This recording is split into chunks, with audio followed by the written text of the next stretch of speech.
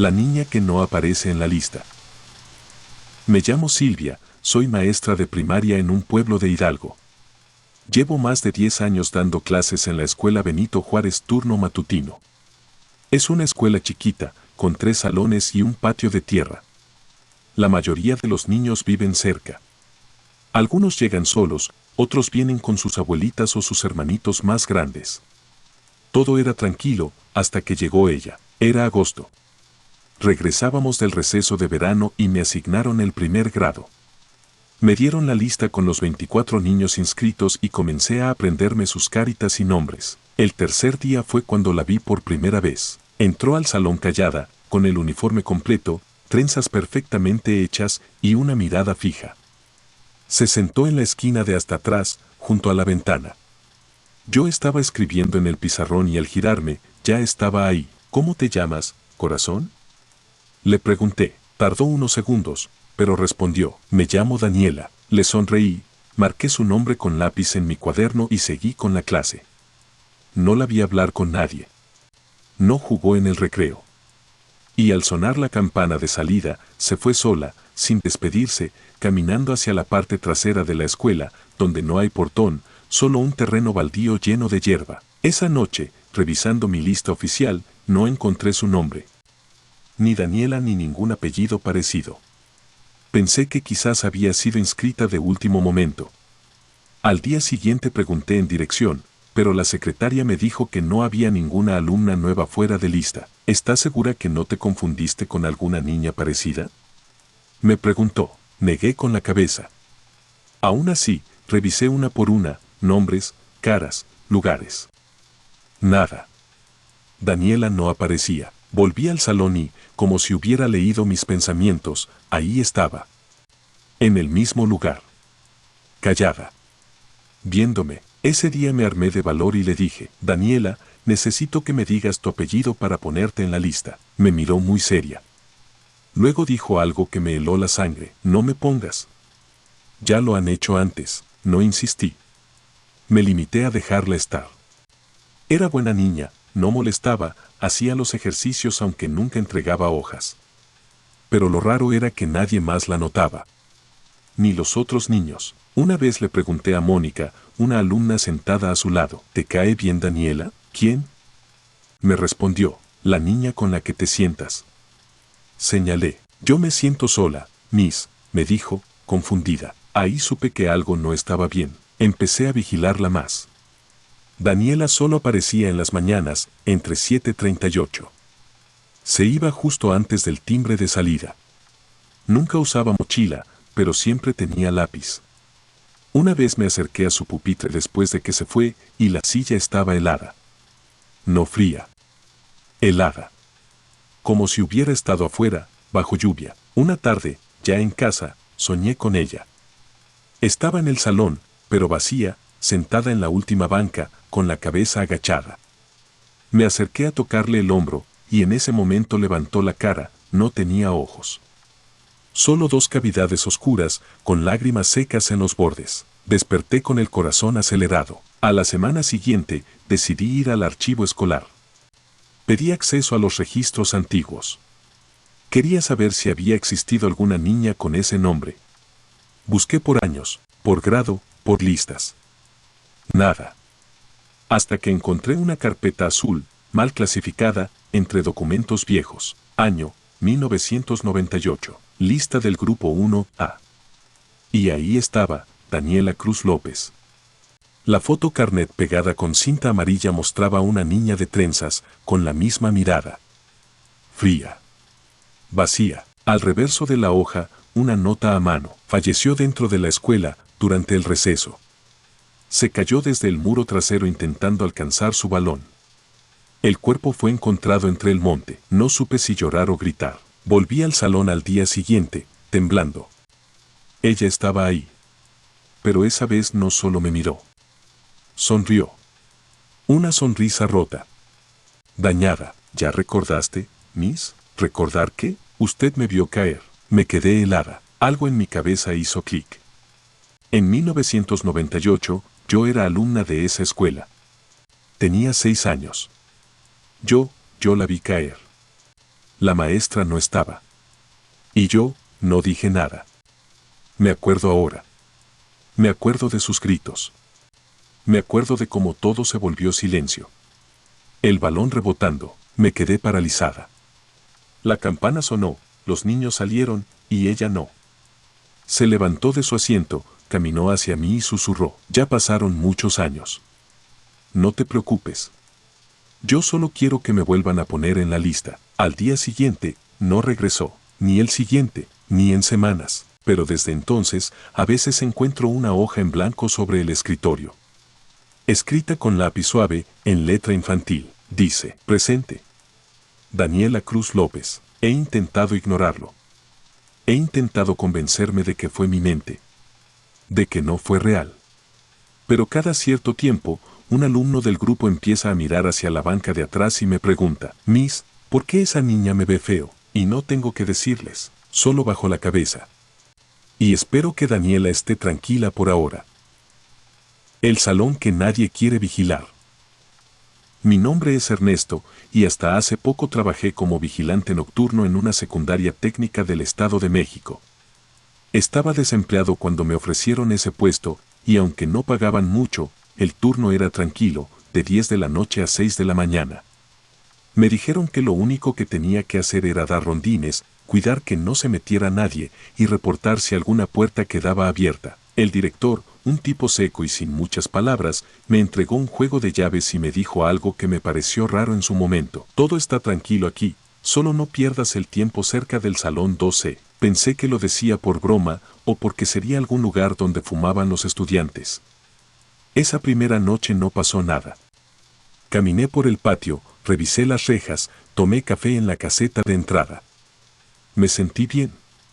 A las 3:30 de la madrugada me entró algo de sueño, así que me senté en una banca cerca del edificio principal y encendí un cigarro. Y ahí fue cuando lo escuché, un golpe seco. Como si alguien hubiera tirado una banca. Me levanté rápido y caminé hacia el sonido. Provenía del segundo piso. Iluminé con la linterna los pasillos, y lo vi. El salón 12 tenía la luz encendida. Me acerqué. La puerta estaba entornada. Toqué, por costumbre, aunque sabía que nadie debía estar ahí. ¿Hola? ¿Hay alguien? Silencio. Empujé la puerta. Estaba completamente vacío. Solo había pupitres, una bandera enrollada en la esquina y un olor fuerte, como a madera húmeda o trapo viejo. La luz parpadeaba. Entré con cautela, revisé atrás del escritorio del maestro, y nada. Todo estaba en orden. Apagué la luz y cerré la puerta, pero al dar 3 pasos en el pasillo, escuché otro golpe. El mismo sonido. Me giré de golpe, y otra vez la luz estaba encendida. Volví a abrir. El salón seguía vacío, pero ahora una de las bancas estaba volteada. Sentí un nudo en el estómago. Coloqué la banca de nuevo en su sitio, apagué otra vez la luz y salí, esta vez cerrando con llave. Y aún así, una hora después, desde la caseta, vi la ventana del 12 iluminada. Pensé en llamar al director, pero era tarde y no quería sonar exagerado. Al amanecer, cuando vino el otro vigilante a relevarme, le pregunté, «Oye, ¿ese salón siempre se enciende solo?» Me miró fijo. No dijo nada durante varios segundos. Luego suspiró, «¿Ya entraste?» «Sí». «Entonces no lo vuelvas a hacer». «¿Por qué?» «Ese salón no está bien». El último vigilante se metió varias veces y terminó mal. Dice que alguien le hablaba desde adentro. Pensé que me estaban jugando una broma. Pero empecé a tener pesadillas. Todas iguales, estaba encerrado en un salón, solo, y algo rasguñaba la puerta desde fuera o desde dentro. Me despertaba siempre a la misma hora, 2:40 de la mañana. La noche siguiente, me prometí no acercarme, pero a la misma hora, el foco del 12 volvió a encenderse. Intenté ignorarlo. Pero empecé a sentir que alguien me observaba. Desde la ventana. No podía ver nada, pero sentía la mirada, clavada, persistente. Como si alguien estuviera esperando que yo subiera de nuevo. Entonces recibí una llamada del director. Me pidió pasar por su oficina antes de mi turno. «Te lo diré sin rodeos», me dijo. «No eres el primero que lo nota. Ese salón ha tenido cosas raras desde hace años. Cambiamos el cableado. Reemplazamos la lámpara. Cerramos el circuito. Y sigue encendiéndose.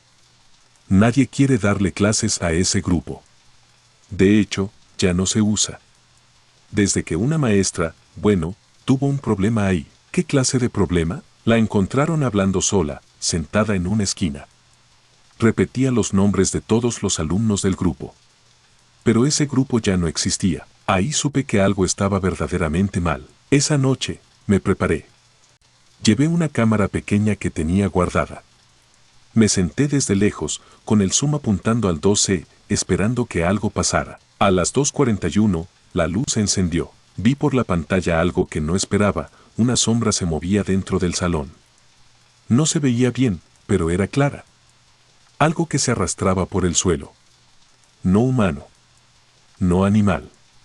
Una figura delgada, baja, que cruzaba entre los pupitres. Me quedé congelado. No podía moverme. Apagué la cámara. Pero ya era tarde. Cuando miré de nuevo al salón, la sombra estaba parada frente a la ventana, y me estaba viendo. No dormí ese día. No volví a subir. Le enseñé el video al director. Lo vio sin decir nada. Luego cerró la laptop y me dijo, tú decides si quieres seguir. Pero si vas a quedarte, no te acerques más. No renuncié. Necesitaba el dinero. Pero algo cambió. Desde entonces, el salón 12 se encendía cada noche, y cada noche, la sombra se acercaba un poco más a la ventana. Como si supiera que yo estaba observando. Como si quisiera que entrara otra vez. Un viernes, faltó el otro vigilante. Me tocó cubrir su turno también. A las 4 de la mañana, bajé a los baños. Mientras me lavaba la cara, escuché pasos. Lentos. Mojados. Giré hacia la puerta. Nadie, pero al subir, encontré la puerta del 12 abierta. Había huellas mojadas entrando al salón. Lo que vi adentro no puedo explicarlo del todo. Había algo sentado en la esquina, tapado con una cobija sucia. Como si fuera un cuerpo pequeño, en posición fetal. La luz parpadeaba. Olía a agua estancada. Me acerqué con miedo. Toqué la cobija, estaba empapada. Pero no de agua, y cuando la levanté, no había nada debajo, solo marcas de uñas en el piso. Y letras garabateadas con lápiz. Ya estás en la lista. Cerré la puerta de golpe y salí corriendo. No regresé más. Renuncié esa misma semana. Aún no puedo dormir bien. Me persiguen los sueños de esa figura en la ventana, y a veces, cuando paso cerca de esa zona, volteo a ver la escuela desde lejos, y el foco del segundo piso sigue encendiéndose. Dicen que ese salón sigue cerrado. Que nadie entra, pero alguien lo habita. La sala de orientación 6. Mi nombre es Adriana Reyes y hasta hace poco fui orientadora escolar en la Secundaria Federal número 14 Río Santa Catarina, al oriente de Monterrey. Llegué a comienzos de 2022, cuando el plantel estrenaba director y buscaba profesionales jóvenes y flexibles. Era mi primer contrato formal, así que acepté sin preguntar demasiado, aun cuando al mostrarme las instalaciones el director hizo una pausa extraña frente a un pasillo clausurado. Ese sector está fuera de servicio desde hace décadas. No se acerque sin avisar, me advirtió, señalando un corcho cubierto de polvo que tapaba la entrada. La escuela era vieja pero funcional. Tenía 6 edificios, 4 canchas y un consultorio de orientación diminuto, un cubículo al fondo del ala administrativa donde pasé mis primeros meses atendiendo conflictos, reportes de bullying y crisis familiares. Nada grave, hasta que llegó Ian, un chico callado de segundo B. Ian fue enviado por la maestra de español porque dibujaba compulsivamente durante clase. Garabatos negros, pasillos infinitos, puertas tapiadas, focos colgantes. Mientras hablábamos, soltó una frase inquietante. En la escuela hay otra oficina. Igual que la suya, pero más grande, sin ventanas. Ahí mandan a los que se portan mal. Lo dijo con una naturalidad escalofriante. Pregunté quién se lo contó, respondió que los niños callados, los que ya no vienen. Al despedirse dejó sobre mi escritorio un dibujo final, un plano irregular donde aparecía el ala clausurada y, en el centro, un rectángulo marcado como sala 6. No tenía sentido, solo existían 5 aulas de orientación repartidas por el estado. Llevé la hoja al director. Sonrió incómodo. Historias viejas. Ignórelas, zanjó. Concéntrese en su trabajo. No pude. Esa noche escaneé planos públicos y archivos hemerográficos. Descubrí una nota del 20 de mayo de 1986. Suspenden a prefecto por método de disciplina, aislamiento sensorial. Mencionaba la misma escuela, pero el expediente estaba incompleto. Las páginas siguientes habían sido arrancadas. A la mañana siguiente, Ian no asistió. Tampoco la siguiente semana. La maestra dijo que se había cambiado de plantel sin previo aviso. Fui a su dirección. La casa estaba vacía, con un letrero de renta reciente. Un vecino juró que la familia se marchó entre la madrugada, muy apurados, como huyendo. Mi obsesión creció. Empecé a quedarme después de las 6 de la tarde para revisar viejos armarios. Un viernes, mientras ordenaba cintas VHS en la bodega, hallé un casete etiquetado O6-13-09-87. Lo llevé a casa y conecté un viejo reproductor. La pantalla mostró una toma fija, desenfocada, iluminada por un solo foco desnudo. Se escuchaban respiraciones y un golpe metálico rítmico, como si alguien hubiese encadenado una banca al piso. A los pocos minutos, el audio se llenó de sollozos infantiles. La cinta terminó en estática. Dormí poco esa noche. Al volver al trabajo encontré una nota anónima deslizada bajo mi puerta. Si insiste en la sala 6, cuente bien a los alumnos. Suele sobrar uno. Las letras parecían temblar sobre el papel. El 15 de octubre hubo simulacro de sismo. Mi función era registrar el número total de estudiantes evacuados. El conteo dio 721. La subdirectora cotejó con la lista oficial, 720. Faltaba o sobraba alguien, y nadie podía precisarlo.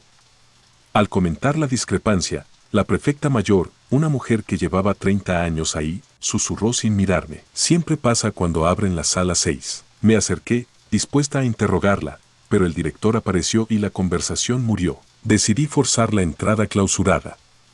Esperé al último lunes de octubre, cuando habría junta de consejos y todo el personal saldría a las 2. Me aseguré de que las cámaras estuvieran sin grabar, el sistema era analógico y a esa hora solían apagarlo. Con un cincel levanté el corcho, debajo había una puerta de lámina, oxidada, con el número 6 pintado a mano. Al tocarla, un olor a humedad rancia y desinfectante viejo me golpeó de lleno, como si alguien acabara de abrir un quirófano abandonado. Encendí mi linterna. El pasillo descendía en ligera pendiente. Las paredes mostraban ganchos metálicos cada metro, y en el suelo se extendía un carril pintado de amarillo.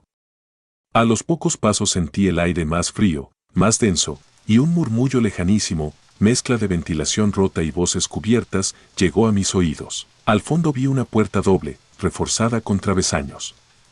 Empujé, se dio con un crujido. La linterna reveló una sala cuadrada de unos 15 metros, sin ventanas, paredes forradas de espuma acústica deteriorada. En el centro había 4 pupitres atornillados al piso y, sobre cada respaldo, un arnés de cuero reseco. En las esquinas, altavoces de los 80s, devorados por moho. Y en una mesa cubierta de polvo, un metraje en Super 8 rotulado Prueba 10. Mi mano temblaba. Quise retroceder, pero algo chirrió. Volteé, la puerta se cerraba sola. Corrí y la sujeté. Sentí un tirón pesado del otro lado, como si alguien empujara desde fuera. Logré trabar el seguro, me giré y vi la linterna apuntar a los pupitres. Uno de los arneses se balanceaba, lentamente, aunque no había corrientes de aire. Fue entonces cuando escuché la respiración. Cercana. Demasiado. Al enfocar hacia la mesa, detecté el canal abierto de un intercomunicador antiguo. Alguien, del otro lado de algún micrófono, inhalaba hondo y exhalaba, sin hablar. Cada jadeo retumbaba en la espuma acústica, vibrando dentro de mi pecho. Grabé con mi celular lo que pude y salí corriendo. No recuerdo exactamente cómo llegué a la superficie, solo que el director me esperaba afuera. Me quitó las llaves, confiscó el teléfono y dijo en voz baja, casi paternal: yo también quise ayudar, Adriana. Pero esa sala, no es un error, es un mensaje. Los padres necesitan creer que sus hijos están seguros. Y el Estado necesita estadísticas limpias. No entendí. Me temblaban las piernas. Él continuó, cada escuela vieja guarda un cuarto así, un lugar donde se atiende a los que alteran la armonía. Lo fundaron en el 78, cuando la matrícula se disparó y el gobierno recortó psicólogos. Un prefecto propuso terapia de privación sensorial, aislar a los difíciles hasta que aprendieran a obedecer.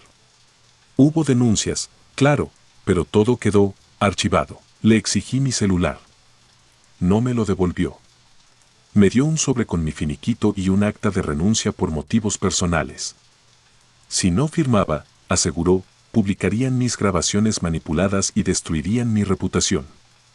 Temí quedar atrapada en un laberinto burocrático, así que firmé y me fui. Días después, revisé la nube, los archivos de audio estaban corruptos. De Ian nunca volví a saber. Pregunté en la secretaría, no existía registro de su CURP. Las llamadas a la casa rentada caían en buzón. A veces sueño que regreso a la sala 6 y encuentro 4 pupitres ocupados, pero no distingo los rostros porque llevan bolsas de tela atadas al cuello.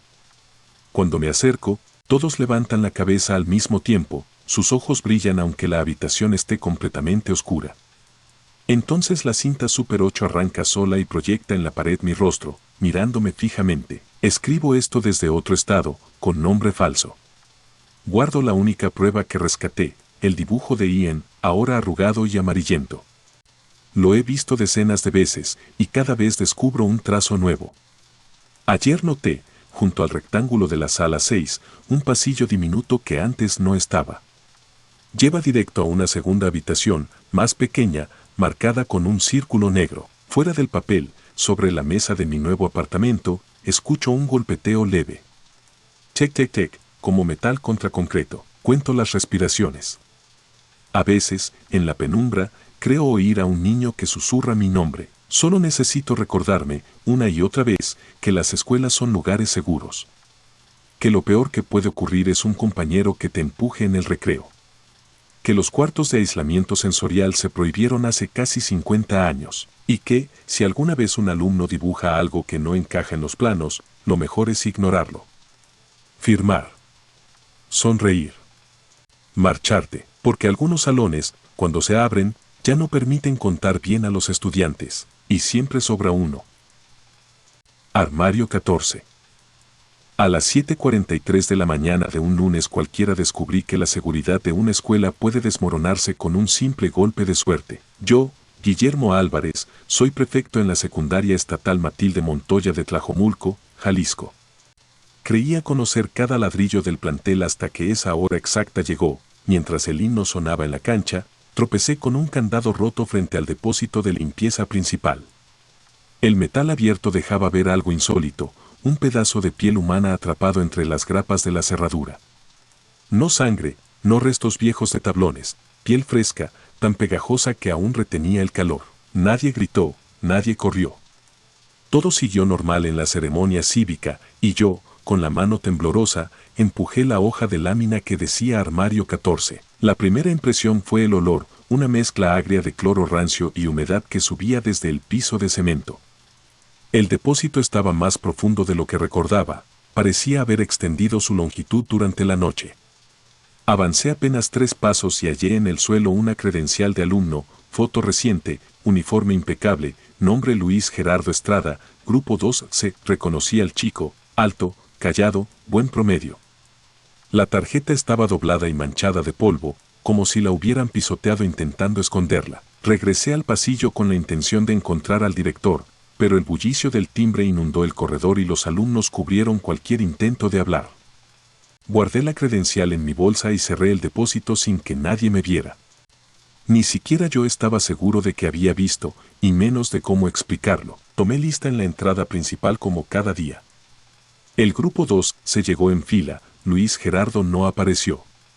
Su mejor amigo, Bruno, dijo que el viernes Luis salió antes porque se sentía mal, desde entonces no contestaba mensajes. Al mediodía, la señora Marta, intendente de turno matutino, me lanzó una mirada rara. ¿Ya revisaste bien lo que hay allá adentro?, murmuró, señalando el edificio de servicios. No hizo falta saber más, sus ojos mostraban un miedo que no había visto ni durante simulacros de incendio. Me acompañó al pasillo y me contó algo que llevaba meses callando. Ciertas noches, al trapear, escuchaba golpes en esa área, como martillazos ahogados. Creí que era la tubería, le dije. Las tuberías no piden auxilio, contestó. A las 4, cuando los alumnos se fueron, dejé el celular grabando video en el bolsillo y volví al armario 14. El candado seguía roto. Abrí con cautela. La linterna reveló estantes metálicos con detergentes, cubetas y un túnel improvisado, oculto tras planchas de tripley mal pegadas. El yeso alrededor estaba partido y, dentro, un hueco de unos 5 metros descendía hasta una puerta baja de madera. Al acercarme, noté marcas recientes de uñas sobre la pintura.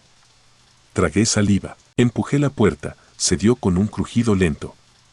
Adentro había un cuarto angosto, sin ventilación, apenas iluminado por una bombilla amarillenta que pendía de un cable pelado. 5 colchones sucios cubrían el piso. Sobre la pared, con plumón negro, alguien había escrito una sola palabra, repetida una y otra vez: callado. El cuarto estaba vacío, pero la atmósfera pesaba. En un rincón hallé un cuaderno de tareas empastado en plástico. Pertenecía a Luis. Las primeras páginas mostraban ejercicios de matemáticas, las últimas, un diario improvisado. Martes 6, me trajeron aquí por hablar en clase. Miércoles 7, dicen que solo saldré si aprendo a quedarme quieto. Jueves 8, los focos no se apagan nunca. Viernes 9, el prefecto nocturno baja cuando todo está en silencio y pregunta si escuchamos algo, nunca debo responder. El último renglón estaba garabateado, con trazos frenéticos. Si mañana no vuelvo, díganle a Bruno que la puerta se abre por dentro, pero la llave la guarda él. Me quedé helado. ¿Quién era él? ¿Por qué la dirección desconocía esto? Giré sobre mis talones y escuché pasos en el pasillo superior. Apagué la linterna y contuve la respiración. El eco metálico de un llavero golpeó la baranda. Mucho más arriba, la silueta del prefecto del turno vespertino, Ramón, se asomaba. Guillermo, el director te busca, gritó con voz neutra. Respondí que ya subía. Cuando el sonido se perdió, respiré aliviado, pero el susto dejó claro que no podía enfrentar esto solo. Esa noche cité a Bruno en la plaza del barrio. Le mostré la credencial de Luis y una foto del cuaderno. El muchacho palideció. Luis me dijo por chat que el prefecto Ramón tenía otro salón para disciplinar a los que hablaban demasiado. Pensé que bromeaba, balbuceó. Decidimos volver a la escuela al amanecer para grabar pruebas antes de denunciar. Yo pediría las llaves del almacén para cambiar cloro y Bruno sostendría la cámara. Fue un plan improvisado, arriesgado, pero la alternativa era guardar silencio. Llegamos a las 6:20 de la mañana, cuando aún no entraban los maestros. Conseguí el manojo de llaves en conserjería alegando una fuga. Abrimos armario 14. El túnel seguía intacto, pero el cuarto estaba cambiado. Los colchones habían desaparecido y el bombillo colgante también. En su lugar había 3 bancas infantiles alineadas contra la pared y un foco portátil de obra apuntando a ellas como reflector. Sobre el piso, un rollo de cinta cohesiva, un paquete de vendas y un recibo del supermercado fechado la madrugada anterior. Bruno retrocedió. Escucha. Susurró, aunque ese término estuviera prohibido en mi cabeza incluso para pensar. En algún punto del túnel, algo metálico golpeó levemente el suelo. Giramos la cámara hacia la puerta de salida. Ramón estaba ahí, bloqueando el pasadizo. Te metiste en problemas muy grandes, Guillermo, dijo despacio, con un tono casi paternal. Llevaba un tubo hueco en la mano derecha. Bruno retrocedió, yo levanté las palmas. La escuela necesita orden, continuó. Nadie sale herido si coopera. El chico sigue vivo, aprende rápido. Ustedes también aprenderán. Intenté razonar, pregunté dónde estaba Luis. Ramón sonrió. Con el tubo golpeó la pared 3 veces. Un gemido apagado llegó desde otro lado, había un segundo cuarto. Mi estómago se contrajo. El prefecto avanzó un paso. Bruno, movido por el pánico, aventó la linterna directo al rostro de Ramón y corrió hacia el pasillo. Choques, sombras. Yo me abalancé para quitarle el tubo. La pelea fue torpe, impulsiva. Él perdió el equilibrio, resbaló en el escalón y cayó sobre la linterna, el golpe sonó seco. No se levantó. Bruno gritaba mi nombre desde arriba. Intenté encontrar el segundo cuarto, no hallé entrada. Seguramente había un panel oculto. Escuché que gente llegaba al pasillo principal, maestros, quizá Marta. Salí del túnel con las manos manchadas de polvo y un choque de adrenalina brutal. El director apareció al fondo. Su cara cambió al ver a Ramón tirado. Le expliqué atropelladamente lo sucedido. Nunca olvidaré su reacción, no fue sorpresa, sino resignación. Ordenó llamar a una ambulancia y pidió a un maestro que se llevara a los alumnos que empezaban a llegar. Mientras esperábamos parados junto a la puerta de servicios, me dijo, esta escuela no es la primera ni será la última. El sistema exige resultados, no excusas. Cuando un profesor sugiere métodos firmes, la mayoría prefiere no saber detalles. Levantó la vista. Si denuncias, arrastrarás a todos, incluidos los padres que firmaron permisos sin leer. Pero si cooperas, salvamos tu carrera y la del muchacho. Señaló a Bruno, tembloroso a unos metros. Por primera vez en mi vida pensé en callar para protegerme. Pero el sonido de aquel gemido detrás del muro me mordía la conciencia. Le pedí a Bruno que llamara al 911 y mostrara la grabación. Entendió sin palabras. La policía llegó en 15 minutos.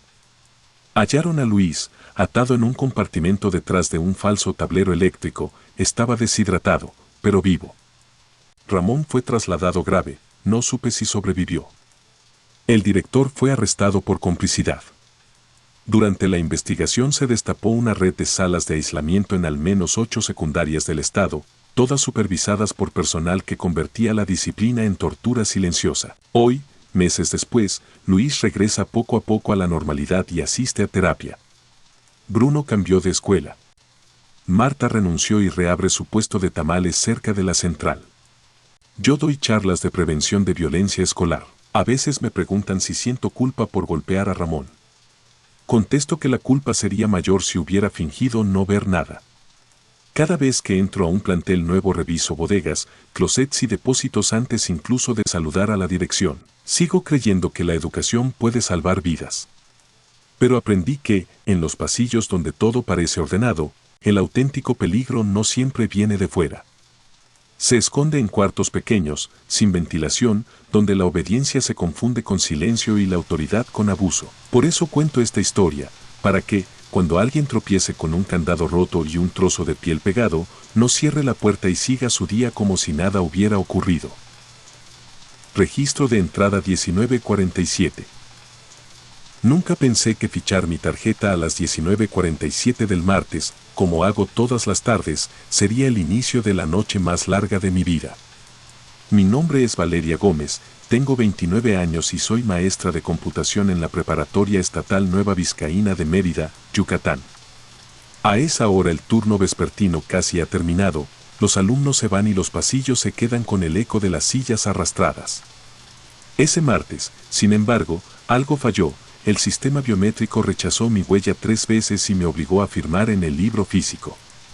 Allí, debajo de la columna Observaciones, alguien había escrito con tinta azul, grande y torpe, abajo hay otra lista. Pregunté al guardia Domingo si él lo había puesto. Negó con la cabeza, mirando el libro como si fuera la primera vez que lo veía. Era raro, solo él y yo pasamos por la mesa de firmas a esa hora. Me encogí de hombros y subí a mi aula para cerrar. Mientras apagaba las computadoras noté que una máquina seguía encendida, la del alumno Héctor Marín, de quinto semestre, ausente desde el jueves. La pantalla mostraba un archivo de texto abierto a medias. Sin pensarlo, miré, hoy me toca bajar otra vez. Si mañana no subo, la directora sabe por qué. La frase terminaba ahí, ninguna firma, ningún otro dato. Guardé el documento en una USB. Héctor no era conflictivo, solo un chico callado con gusto por la programación. Algo no encajaba. A las 20:15, cuando los últimos alumnos salieron al patio, la luz de emergencia parpadeó y el sonido metálico del portón principal anunció el cierre. Domingo y yo éramos los únicos adultos en el edificio, o eso creíamos. Caminé hacia la biblioteca para dejar las llaves, allí encontré la puerta de la sala de archivo entreabierta. Nunca está sin candado. Empujé despacio. El pasillo olía a humedad reciente y desinfectante barato. Más adelante, la luz fría de un tubo fluorescente iluminaba estanterías con carpetas desde 1998. En el suelo descubrí huellas de zapatos pequeños, tal vez talla 5 o 6, marcadas en polvo seco. Las seguí, teléfono en mano grabando video. Las huellas terminaban en una trampilla metálica oculta bajo un tapete con el antiguo logo de la SEP. Levanté la placa. Una escalera estrecha bajaba a un sótano no registrado en ningún plano que yo conociera. En mi contrato decía que debía reportar anomalías al jefe de mantenimiento, pero algo me impulsó a bajar. El pasamanos vibraba, quizá por la ventilación forzada. Al final había un corredor angosto donde el cemento cambiaba a ladrillo bruto, como si la obra se hubiera detenido a medias. A mi derecha, 6 puertas idénticas con mirillas de hospital. Encima de cada hoja, números rojos del 1 al 6 pintados a mano. A la izquierda, una mesa de metal con un cuaderno de registros. Lo abrí. 19/02, 1947, Viridia Flores, lista. 19/02, 1947, Héctor Marín, lista. 19/02, 1947, Valeria Gómez, pendiente. Sentí la boca seca. Viridia Flores era la directora. Mi nombre aparecía sin mi firma. ¿Quién me estaba registrando ahí? Un golpe sordo retumbó desde la puerta marcada con el 5. Me acerqué y miré por la ventanilla. Dentro, un cubículo de concreto, iluminado por un bombillo sucio. Nadie. Pero en el piso distinguí una mochila azul con el nombre de Héctor bordado. El golpe se repitió, esta vez en la puerta 3. Giré sobre mis pasos. Tras la mirilla se veía un pupitre y una cámara de seguridad conectada a cables que salían por el techo. El ángulo no me dejaba ver más. Al intentar la manija descubrí que todas las puertas abrían hacia afuera, aseguradas por cerrojos externos, como jaulas. Escuché pasos detrás de mí. Me giré a tiempo para ver a la directora Viridia bajando la escalera con un portapapeles. Sus lentes colgaban al pecho, y su semblante era tan sereno como en la sala de profesores. Valeria, dijo con suavidad, pensé que te irías temprano. Hay asuntos que no conciernen a personal temporal. Temblé. Cogí la mochila de Héctor y la mostré. ¿Dónde está él? Viridia suspiró. No rompamos protocolos. Regresa arriba y olvida esto. Todos conservaremos nuestros puestos. Cuando intenté pasarla, se interpuso. Apreté fuerte mi teléfono. Entre nosotros dos solo había 1 metro de distancia y un silencio insoportable. De la puerta 2 salió un quejido largo de madera. Alguien golpeaba desde dentro, desesperado. Viridia giró la cabeza y chasqueó los dedos. Inmediatamente el sonido cesó. Sentí la piel de los brazos tensarse. La directora apuntó mi nombre en el portapapeles y se acercó al cerrojo de la puerta 6. Si viste el cuaderno, ya formas parte del control, explicó. Aquí bajamos a los alumnos disruptivos. Se quedan hasta que entienden límites. Es rápido si cooperan, dolorosos si se rebelan. Héctor eligió lo segundo. Mi voz casi no salió. Esto es secuestro. Viridia abrió el cerrojo de la puerta 6 y empujó. El interior estaba a oscuras. Del techo colgaba una cuerda con un anillo de hierro en la punta.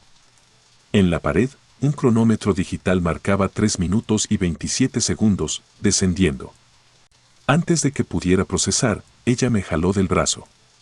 Forcejeé, el teléfono se me cayó. El aparato se deslizó por el suelo hacia la puerta 5 y cruzó la rendija con un golpe metálico. Quise gritar pero apenas salió aire. Domingo apareció en lo alto de la escalera. ¿Todo bien, directora? Ella no soltó mi brazo. Perfecto. Falta registrar a la maestra Gómez. Después podrá irse. A Domingo no le tembló un músculo. Bajó sin apuro, sacó un llavero enorme y buscó la llave de la puerta 1. En ese instante supe que si me encerraban ahí abajo, no saldría igual o no saldría nunca. Apreté los dientes y golpeé la nariz de Viridia con mi frente. No fue un golpe fuerte, pero bastó para que me soltara. Corrí pasillo arriba, estrellándome contra Domingo. Él quiso sujetarme, estiré el brazo y le clavé las uñas en la cara. Gritó. Seguí corriendo. Subí la escalera y empujé la trampilla. Sentí el aire tibio de la biblioteca y la cerré de un portazo. Busqué algo para trabarla, una mesa volteada, un archivador contra la tapa. Mi primer impulso fue huir, pero sin pruebas la policía difícilmente creería mi historia. Recordé la USB con la nota de Héctor y, sobre todo, mi teléfono, ahora en manos de un estudiante atrapado. Rauda, fui al salón de redes, abrí una computadora y cargué la USB. Allí estaba el archivo, si mañana no subo. Lo envié por correo a mis 2 contactos de confianza, mi hermana Tania, abogada, y un reportero local de Nota Roja, Edgar Cash. Después tomé una cámara web de repuesto, volví a la biblioteca y quité el archivador para abrir un resquicio de la trampilla. Metí la cámara con el cable extendido y la coloqué sobre el primer peldaño de la escalera, apuntando al pasillo subterráneo. Activé la transmisión en vivo mediante un canal privado de internet. Del otro lado, Domingo trataba de frenar la sangre de su mejilla con un pañuelo. Viridia presionaba hielo contra su propio rostro y discutía en voz baja. La imagen era borrosa, pero el audio se colaba claro por los micrófonos de la cámara. Hay que sacarlos por atrás, decía Viridia. La camioneta del comedor no tiene GPS. La maestra envió algo desde la sala de cómputo, respondió Domingo. Debemos neutralizarla antes de que llegue la policía. El cronómetro del cuarto 6 sonó a lo lejos con un pitido agudo. Viridia palideció, demasiado tarde. Agua fría y música a máximo volumen. Reinicia. La transmisión se entrecortó un segundo. Del interior de la puerta 6 surgió un grito ahogado, voz masculina, joven. Héctor, era suficiente. Cerré la ventana de la transmisión y llamé al 911 con el teléfono fijo del laboratorio, reporte de privación ilegal de la libertad dentro del plantel. El operador prometió enviar patrullas y ambulancia. Segundos después escuché golpes en la puerta de la biblioteca. Domingo exigía que abriera.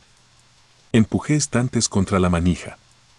Marcos de madera, diccionarios viejos. Él comenzó a patear.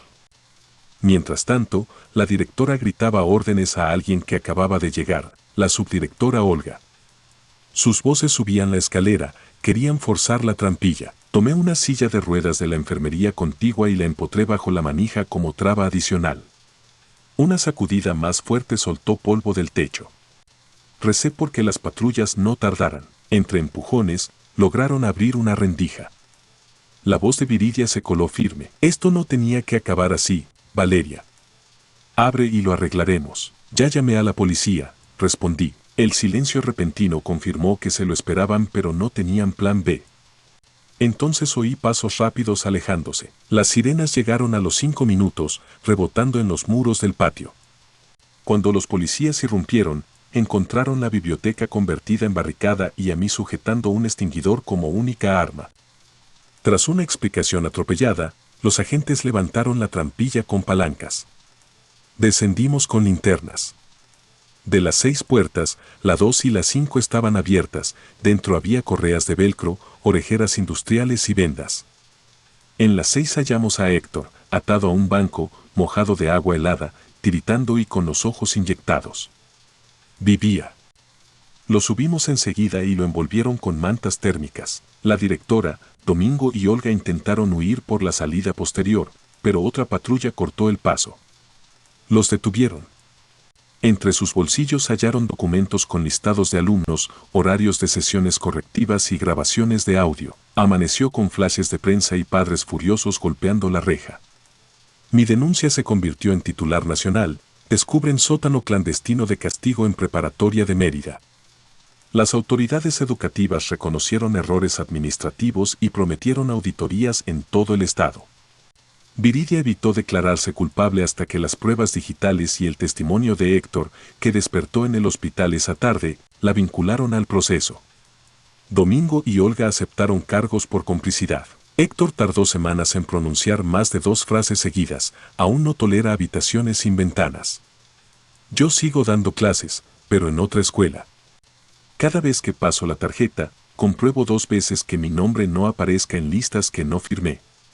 Y cuando los alumnos bromean sobre bajar al sótano por pelotas perdidas, les cuento, sin detalles, que hay puertas que jamás deben abrirse. Hoy es 19 de febrero, un año exacto después.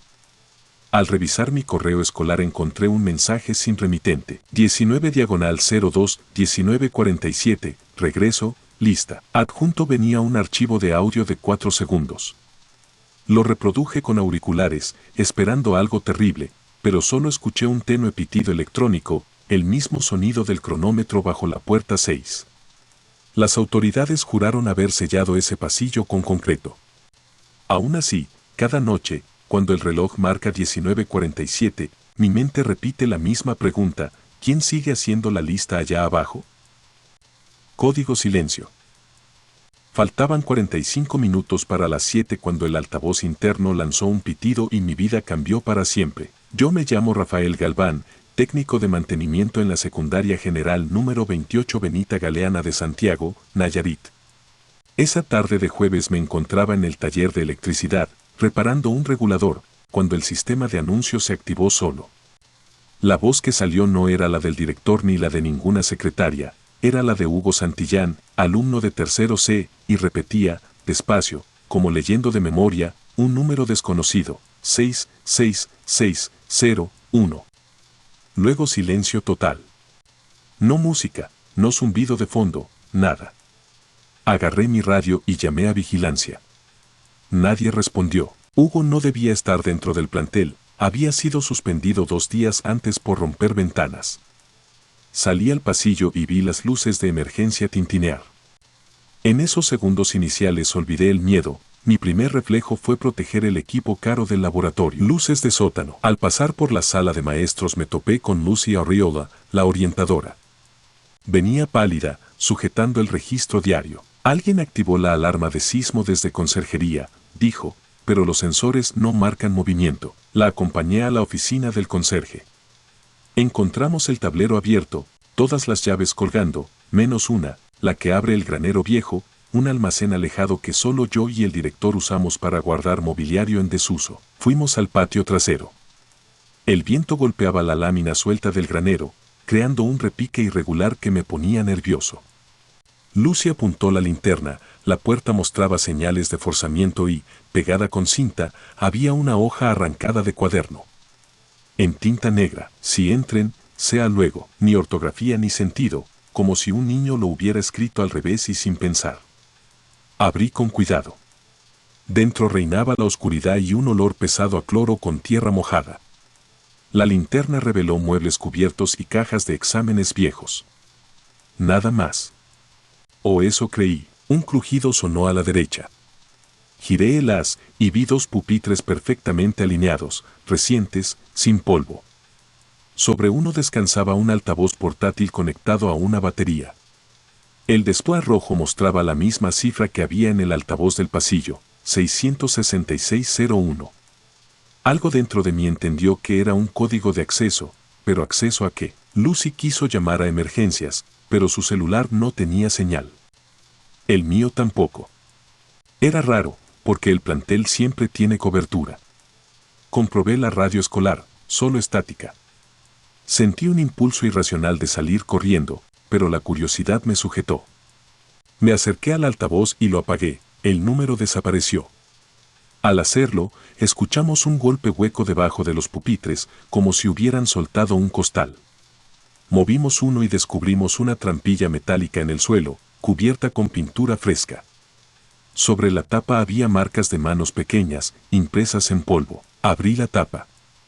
El hueco conducía a un pasillo estrecho, descendente, con paredes de bloc sin recubrimiento.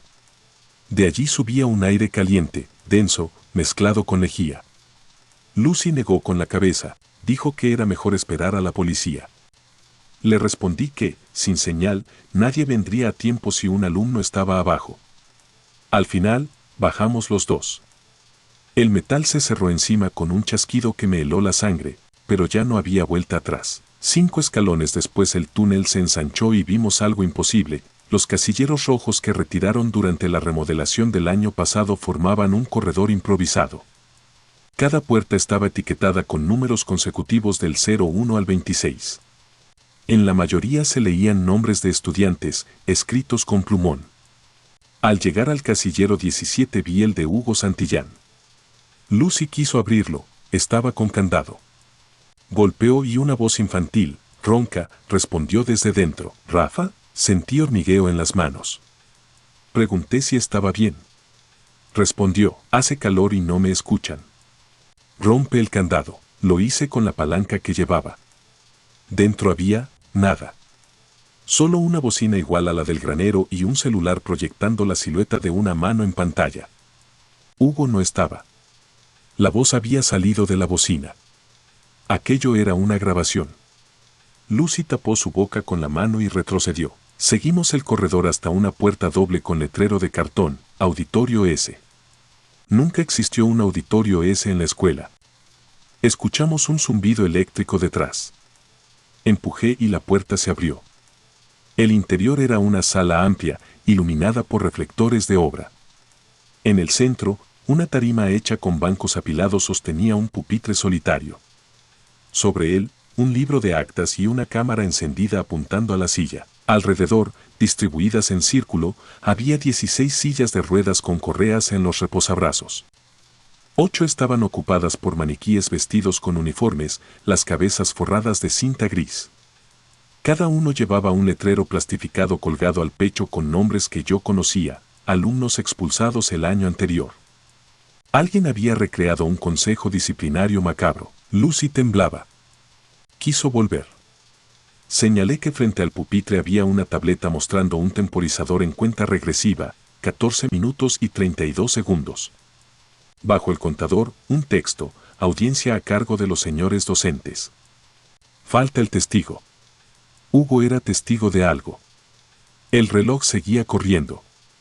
Me acerqué para apagarlo, la pantalla cambió y apareció un video en vivo, la cámara mostraba nuestra propia imagen en la sala, con el título, Esperando intervención. Un micrófono colgaba sobre el pupitre. Al tomarlo, la bocina de la esquina emitió un pitido y la voz de un niño, quizás Hugo, dijo, relata lo que hiciste. Lucy se derrumbó en llanto. Repetía que no entendía. Yo retrocedí, golpeé un maniquí y la cabeza cayó al piso, rebotando con sonido hueco. Dentro vi algo húmedo, oscuro, no era cartón, era carne. Una foto pegada en la frente mostraba el rostro de Luis Mesa, alumno que se había quitado la vida el semestre anterior. Su carta de despedida denunciaba acoso constante. Todo el personal fingió no ver, yo mismo lo vi llorar un día y no supe cómo ayudar. El temporizador bajaba de 10 minutos. Lucy gritó que aquello era obra de un loco. Yo empezaba a creer que era justicia. Encendí la linterna y descubrí un pasillo detrás del escenario. Avanzamos hasta una oficina improvisada con cámaras, cables y grabadoras. En la pared, fotografías de exalumnos expulsados aparecían tachadas con marcador rojo. En un rincón, sentado en una silla giratoria, estaba César Pulido, es profesor de educación física despedido 2 años atrás por golpear a Luis. Tenía un auricular en la oreja y una pistola de clavos en la mano. Estaba inconsciente, atado con bridas, pegado al asiento con cinta. En el monitor principal se veía la imagen de la sala y un software que reproducía mensajes pregrabados, la voz de Hugo, de Luis, de varios alumnos. Alguien controlaba todo de forma remota. Encontré un router alimentado por batería, lo apagué y la señal de video desapareció. El temporizador, sin embargo, siguió corriendo en la tableta. Faltaban 5 minutos. Busqué un switch general entre los cables, encontré uno marcado en rojo, puertas. Lo activé. Desde la sala llegaron crujidos de metal. Volvimos y hallamos las sillas de ruedas ahora motorizadas, girando hacia nosotros. Lucy gritó. Cada silla avanzó 1 metro, chocando con la siguiente, como un tren lento que iba cerrando el círculo. Pensé en los casilleros numerados, 26.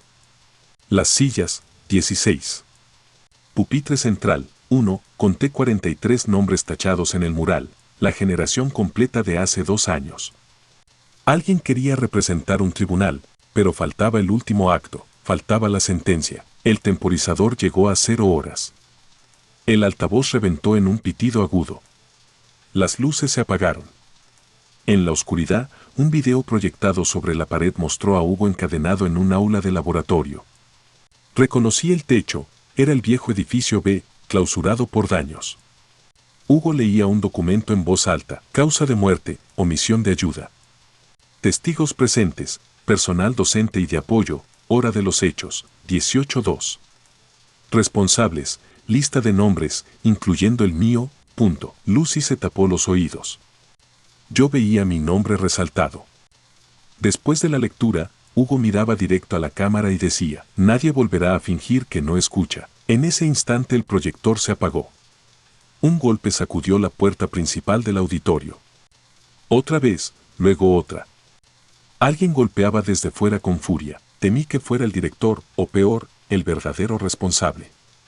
Corrí al panel eléctrico y reconecté el router. Necesitábamos contacto. La tableta recibió un mensaje. 3 minutos para restablecer memoria.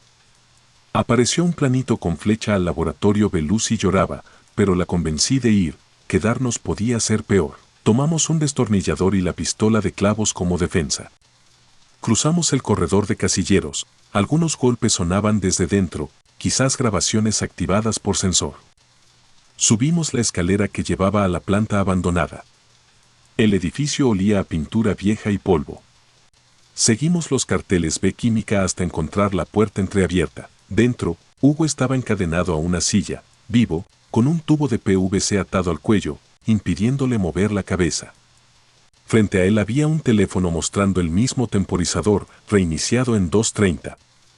En la pared, otro altavoz. Intenté cortar la cadena con el destornillador, imposible. Busqué la llave, nada. El altavoz habló con voz distorsionada. Quien cobró la vida de Luis debe pagar con verdad. Era la voz electrónica de un modulador. Lucy suplicó que soltaran al alumno, dijo que ella solo seguía órdenes. Yo me agoté nombrando los errores del sistema, prometiendo ayuda. El temporizador siguió sin detenerse. Hugo cerraba los ojos, agotado. Cuando quedaban 30 segundos, noté algo. La mesa de al lado tenía un bloque de hielo seco rodeado de botellas cerradas. Vapores salían de una válvula conectada al tubo que rozaba el cuello de Hugo. Era un mecanismo rudimentario de refrigeración extrema. Si el temporizador llegaba a cero, una descarga de dióxido congelante podría asfixiarlo. Busqué el interruptor principal del ventilador. Estaba sellado con cinta. Usé la pistola de clavos para romperlo. El ventilador se apagó. El reloj entonces se detuvo en 5 segundos. Un pitido más suave sonó. La cadena electromagnética soltó a Hugo, quien cayó de rodillas. Lucy lo abrazó. En la pantalla del teléfono apareció un último mensaje. Se registró la declaración pendiente. Archivo cerrado. No entendíamos. Pero el móvil guardaba un audio recién grabado. Al reproducirlo, escuchamos la voz temblorosa de Lucy confesando que había encubierto golpes y burlas porque eran cosas de adolescentes. No recordaba haberlo dicho, pero el micrófono oculto bajo su broche lo captó todo. Se había incriminado sola. Las sirenas de patrullas irrumpieron afuera. Al parecer un vecino llamó al oír la alarma de sismo y no ver evacuación. Cuando la policía entró, encontró a Hugo en shock, a Lucy en silencio total y a mí, con la pistola de clavos levantada.